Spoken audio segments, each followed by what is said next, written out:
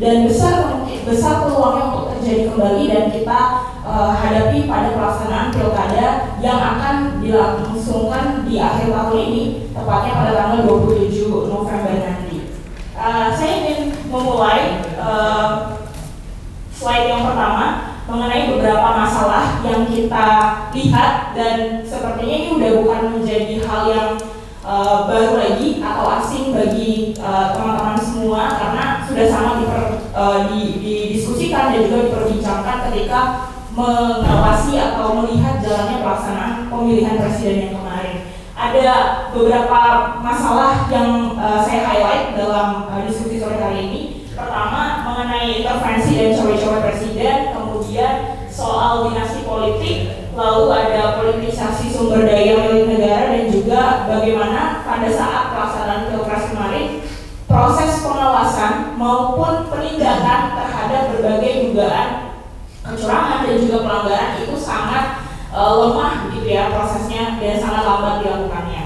Mengenai intervensi dan cawe-cawe presiden, misalkan kita sampaikan yang pertama, masih teringat juga gitu ya, masih lekat dalam ingatan kita bagaimana waktu itu bahkan Presiden Joko Widodo tanpa ragu-ragu menyampaikan secara gamblang bahwa presiden punya hak dan bisa untuk ikut melakukan kampanye dan punya keberpihakan gitu, yang mana dari situ sudah sangat mengindikasikan bahwa pemilu selanjutnya atau rentetan dan rangkaian proses pemilu yang selanjutnya berjalan itu sudah bisa kita pastikan tidak akan berjalan dengan fair gitu, karena posisi presiden saat itu sebagai pucuk pimpinan kepala negara dan juga kepala pemerintahan dengan berbagai research negara yang ikut di belakangnya gitu ya, presiden sebagai pimpinan angkatan darat, angkatan laut, dan TNI, Polri dan sebagainya, tentu keberpihakan dan posisi dia yang lebih condong kepada salah satu pihak akan rentan diikuti oleh sumber daya negara lainnya gitu, dan juga punya peluang dan potensi yang besar dalam mempengaruhi preferensi publik begitu. Permasalahan ini sangat mungkin untuk terjadi walau bentuknya tidak selalu serupa begitu ya, tapi bagaimana cawe-cawe dan intervensi kalau dalam pilpres kita lihatnya dilakukan oleh Presiden Joko Widodo yang sedang menjabat, kemudian anaknya menjadi salah satu kandidat dalam pencalonan. Dalam pilkada nanti situasi ini lekat dengan maraknya petahana yang nanti akan mencalonkan diri. Terlebih teman-teman sekalian, trennya dari tahun ke tahun jumlah kandidat dalam pemilihan kepala daerah itu yang punya afiliasi terhadap dinasti politik di daerahnya masing-masing, baik dinasti afiliasi terhadap kepala daerah sebelumnya maupun afiliasi terhadap anggota DPR ataupun DPRD itu meningkat terus. Bahkan kalau misalnya saya bisa melihat catatan sedikit gitu ya, pada tahun 2005 sampai 2014 itu kandidat yang ada di dalam pilkada dan punya afiliasi terhadap dinasti politik itu jumlahnya sekitar 59. Kemudian di gelaran pilkada tahun-tahun berikutnya seperti di tahun 2015, 2017, dan 2018 itu meningkat sampai dengan 86 kandidat, dan kemudian pada pilkada 2020 itu jumlahnya juga meningkat secara drastis, ada di 124 kandidat yang punya afiliasi terhadap dinasti politik. Jadi kalau kemarin pada saat pilpres kita melihat bahwa presiden yang sedang menjabat punya intervensi dan punya pengaruh yang cukup besar untuk mempengaruhi jalannya pilpres, hal potensi yang sama sangat mungkin kita temukan ketika nanti dalam pilkada petahana atau incumbent yang akan mencalonkan diri kembali ada potensi untuk menggunakan sumber daya milik pemerintah daerah untuk menguntungkan kontestasi politik yang akan dilakukannya, atau seandainya bukan orang yang bersangkutan, petahana itu yang akan mencalonkan diri kembali, bisa saja power ini, jabatan ini digunakan untuk menguntungkan anggota keluarganya yang lain yang nantinya akan berkontestasi pada pilkada. Karena tidak jarang teman-teman kita lihat misalkan bapak ibunya mencalonkan diri di pemilihan kepala daerah tingkat provinsi, anaknya ada di kabupaten yang lain gitu. Jadi satu keluarga dengan berbagai relasi kekeluargaan dan potensi ini sangat besar untuk berulang. Begitu juga dengan dinasti politik, tadi intervensi dan dinasti politik sangat erat gitu ya potensinya untuk bisa kita lihat nanti dalam gelaran pilkada mendatang. Kemudian boleh sebelumnya lagi, kemudian politisasi sumber daya milik negara dan juga soal lemahnya pengawasan. Next, kalau kita lihat contohnya teman-teman tadi sudah sempat disebut juga pada paparan awal dari Mas Slavo dari Teknis, ada soal pengarahan bansos gitu ya. Dan sekali lagi hal ini kita lihat di Pilpres dan bukan tidak mungkin juga untuk kita temukan lagi pada saat gelaran pilkada nanti. Kita juga pasti masih mengingat gitu ya bagaimana bansos pada saat pemberian COVID pada tahun 2019-2020 yang menggunakan resource dan juga sumber daya milik pemerintah daerah, kemudian saat diberikan itu dicantumkan atau disisipkan foto dari kepala daerah yang sedang menjabat, dan pada saat itu banyak dalih atau justifikasi begitu yang disampaikan oleh kepala daerah yang bersangkutan gitu ya. Ini nggak terkait apapun berkaitan dengan pencalonan karena kan kami belum ditetapkan sebagai calon kepala daerah, kami juga belum mendaftar gitu. Dan sepertinya tidak salah ketika kami sebagai kepala daerah yang saat ini sah menjabat mencantumkan foto dalam penyaluran bansos. Itu beberapa dalih dan justifikasi yang seringkali disampaikan gitu. Padahal meskipun memang orang yang bersangkutan, kepala daerah yang bersangkutan belum mencalonkan diri dan belum ditetapkan sebagai calon kepala daerah atau bakal calon kepala daerah oleh KPU, karena memang tahapannya belum masuk, tahapan pelaksanaan pilkadanya belum masuk begitu. Tapi sudah ramai diberitakan bahwa yang bersangkutan bahasanya apa ya, sudah banyak melakukan komunikasi begitu dengan elit parpol soal pengusungan dan lain sebagainya, dan di lain kesempatan juga sudah banyak menyiratkan gitu kemungkinan bahwa akan mencalonkan diri kembali, sehingga hal-hal seperti ini nggak bisa kita terima dengan oke, ini tidak melanggar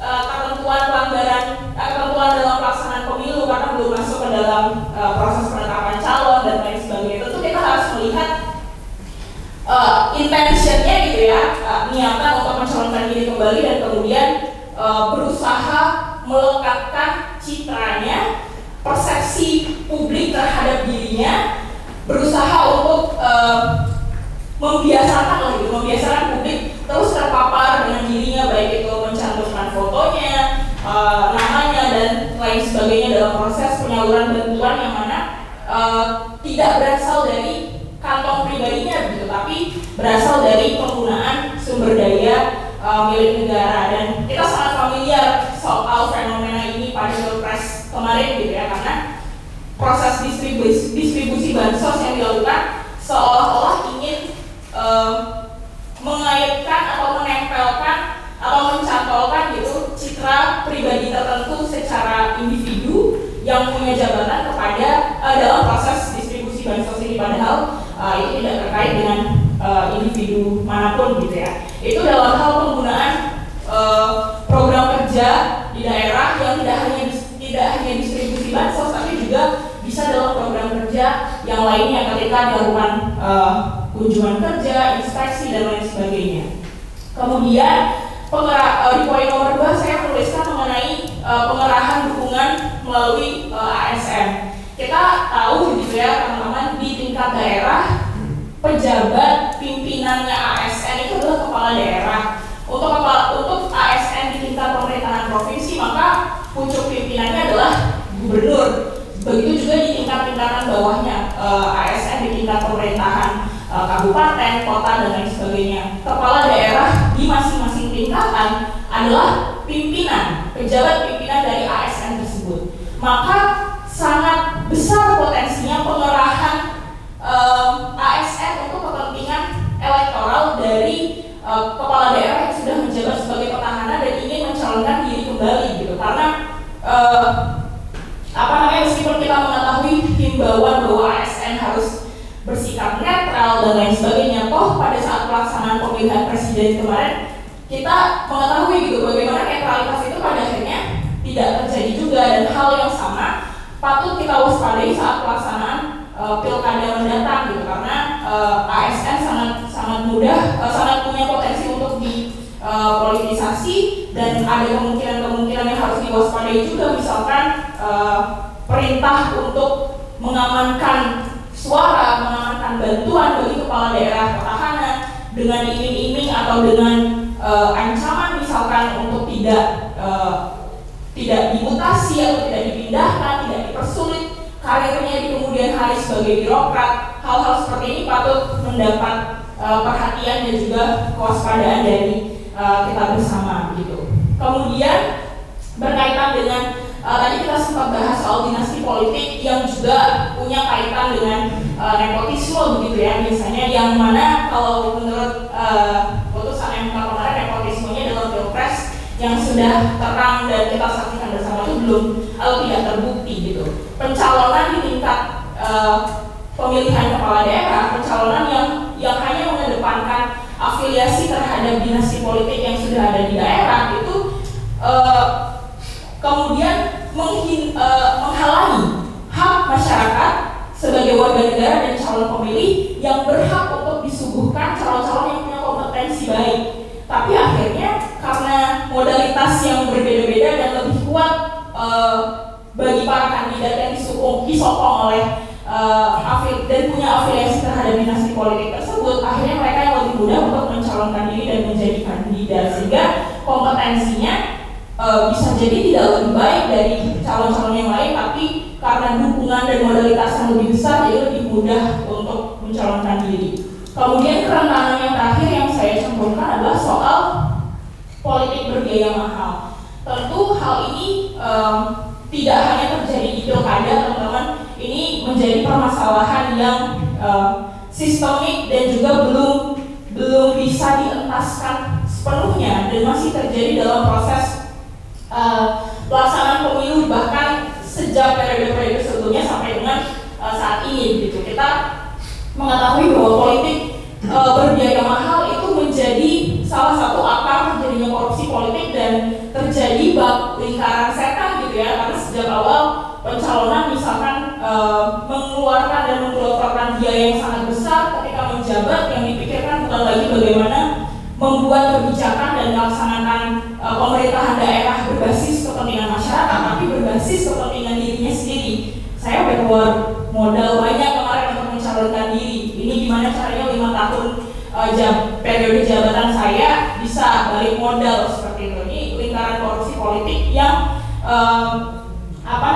terus terjadi, dan politik berbiaya mahal ini punya potensi menjadikan calon kepala daerah melakukan dalam tanda kutip perkawinan gitu ya dengan pengusaha untuk menjadi sponsornya, donornya, dan memberikan sumbangan gitu. Tentu kita ketahui sumbangan dana kampanye boleh-boleh aja dari pihak-pihak manapun sesuai dengan ketentuan. Sudah diatur siapa saja yang boleh menjadi penyumbang, berapa besaran nominalnya. Tapi kalau berkaca dalam Pilpres dan Pileg kemarin, pantauan ICW dan juga itu bersama dengan Perludem, laporan dana kampanye belum sepenuhnya menyajikan realitasnya. Jadi masih ada potensi itu bahwa yang dilaporkan oleh para kandidat baik Pilpres maupun Pileg saat itu tidak mencerminkan realita aslinya, sehingga sangat ada potensi menerima sumber-sumber di luar ketentuan begitu. Pengaruh jangka panjangnya akan bisa ketika sudah menjabat, kebijakan yang dibuat ya terkooptasi karena sudah ada kepentingan yang dititipkan nih oleh pengusaha sebagai pendonor tadi. Itu berkaitan dengan kerentanan dan potensi yang akan kita hadapi dalam pilkada, teman-teman. Kemudian di slide berikutnya saya mencantumkan mengenai situasi korupsi di daerah. Kalau tadi kita banyak bahas beberapa titik yang sangat mengandung kerawanan gitu yang perlu kita awasi bersama. Tentu kemudian mungkin akan menjadi pertanyaan juga gitu ya. Memangnya saat ini situasi korupsi di daerah seperti apa gitu? Apakah jumlah kasus korupsinya cukup masifkah sehingga kita harus menaruh perhatian sedemikian besarnya atau bagaimana? Ada beberapa catatan yang saya tampilkan di slide teman-teman. Di antaranya tren korupsi ICW, data ICW menunjukkan bahwa ada sekitar 294 kepala daerah yang menjadi dan ditetapkan sebagai tersangka kasus korupsi pada tahun 2010 sampai dengan 2019. Dan selanjutnya 2 tahun terakhir saja, 2021 sampai 2023 itu ada 61 kepala daerah yang ditetapkan sebagai tersangka kasus korupsi. Tentu itu bukan jumlah yang sedikit. Dan kalau kita lihat dari data yang 61 kepala daerah tersangkut kasus korupsi ini, mayoritas modus yang digunakan adalah berkaitan dengan suap menyuap, kemudian penyalahgunaan anggaran belanja daerah untuk kepentingan pribadi. Tapi di luar modus-modus tersebut, marak juga modus lainnya yang sering dilakukan oleh kepala daerah. Misalkan seperti yang tadi sempat kita singgung terkait dengan jual beli jabatan. Seperti tadi kondisi bahwa kepala daerah di masing-masing tingkatan menjadi pimpinan dari ASN di tingkatan tersebut, kewenangan pada kepala daerah untuk melakukan rotasi, mutasi, atau menjamin bahwa ASN dan birokrat tertentu bisa tetap mendapatkan jabatan yang tinggi. Sering sekali ada praktik jual beli jabatan jadinya di situ. Dan praktik jual beli jabatan ini juga kerap digunakan sebagai kepala daerah yang menjadi incumbent dan akan mencalonkan diri kembali. Modus ini digunakan untuk dia mengumpulkan uang. Salah satu modus dia yang digunakan untuk mengumpulkan uang. Untuk apa? Untuk mendanai kontestasi elektoralnya ketika dia akan mencalonkan diri kembali, maju lagi dalam pilkada. Begitu. Jadi benar-benar ini seperti lingkaran setan gitu. Sejak awal sudah mengeluarkan uang yang banyak ketika menjabat, yang terfokusnya juga mencari uang yang sama banyaknya gitu, bahkan lebih besar untuk pencalonan berikutnya gitu. Kalau teman-teman masih ingat tahun 2023 lalu juga ada bupati yang ditangkap gitu ya karena kasus korupsi bersama dengan istrinya, yang mana salah satu hasil korupsinya digunakan untuk membiayai kontestasi politiknya begitu. Kemudian slide selanjutnya sekaligus slide terakhir dalam paparan saya kali ini, dari semua potensi dan kerawanan yang tadi kita bahas, apa sih yang memang dihasilkan gitu ya, atau menjadi dampak dari kecurangan pilpres yang kemarin terhadap pelaksanaan pilkada nanti. Tentu ketika menyangkut mengenai nepotisme tadi kita banyak bahas, salah satu dampak yang muncul adalah proses persaingan yang kemudian terjadi antara pasangan calon dan kandidat yang sedang berkontestasi itu tidak berjalan dengan imbang, karena lagi-lagi modalitas dan kekuatan serta pengaruh yang mengikut di belakangnya itu berbeda-beda, karena ada sokongan dari petahana dan juga afiliasi yang dimiliki terhadap dinasti politik begitu ya. Dan karena masih sangat maraknya terutama untuk di pelaksanaan pilkada soal dinasti politik, jadi sangat minim kebaruan gitu, kebaruan calon, kebaruan ide, kebaruan gagasan, karena umumnya juga calon yang punya afiliasi dengan dinasti politik itu lebih ke melanjutkan saja, melanjutkan program atau kinerja dari kerabatnya ataupun anggota keluarganya yang sebelumnya sudah menjabat kalau di daerah yang sama. Selanjutnya, tentu seluruh hal ini menghambat kita semua masyarakat sebagai warga negara untuk bisa mendapatkan pelayanan publik yang optimal gitu ya di tingkat daerah. Tentu salah satu fungsi utama dari pemerintah daerah itu untuk memberikan pelayanan kepada masyarakat. Tapi lagi-lagi karena prosesnya sudah korup sejak awal, kandidat yang muncul tidak memiliki kompetensi yang baik, kemudian menggunakan dana-dana berasal dari korupsi ketika untuk mendanai dan mensupport pembiayaan kontestasi elektoralnya, berimpact pada jangka panjangnya adalah ya kebijakan yang dibuat di tingkat daerah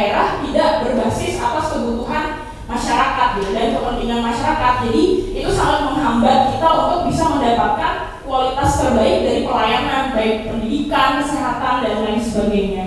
Dan kemudian tentu pasca Pilpres kemarin tidak hanya rangkaian prosesnya yang bermasalah, tapi kita ketahui institusi penyelenggara dan juga pengawasnya memiliki problem tersendiri gitu ya, dan itu sangat punya dampak terhadap merosotnya atau anjloknya kepercayaan publik terhadap penyelenggaraan pemilunya, prosesnya, dan institusi penyelenggaranya dan pengawasnya gitu. Ini punya imbas nanti ketika pelaksanaan pilkada, besar kemungkinan masyarakat jadinya sudah tidak memandang proses pemilu ini adalah proses yang penting dan baik lagi untuk dilakukan karena rentetan kecurangan yang sudah terjadi pada pilpres sebelumnya. Dan yang terakhir tentu dampaknya adalah sekali lagi proses pemilu yang korup itu akan menjadi cikal bakal dan biang dari terjadinya korupsi gitu. Jadi kalau kita berharap pada pembuatan kebijakan yang mengadopsi prinsip-prinsip anti korupsi, itu akan jadi cita-cita yang sangat sulit untuk digapai karena dari proses penentuan pejabat publiknya aja sudah jauh dari semangat anti korupsi itu sendiri.